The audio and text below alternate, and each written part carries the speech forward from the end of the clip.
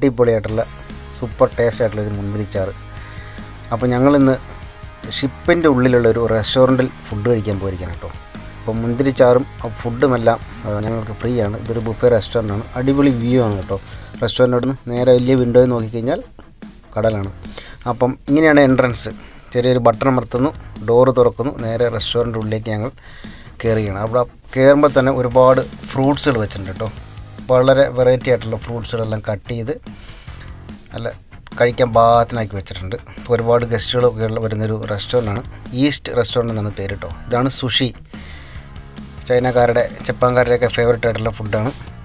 അതുപോലെ തന്നെ പലതരത്തിലുള്ള ബ്രെഡുകൾ, ചിപ്സുകൾ ഇതൊക്കെ സെറ്റ് ചെയ്ത് വെച്ചിട്ടുണ്ട് കേട്ടോ. വലിയൊരു റെസ്റ്റോറൻ്റാണ് കേട്ടോ. 800 പേർക്ക് കപ്പാസിറ്റി ഉള്ള ഒരു റെസ്റ്റോറൻ്റാണ്.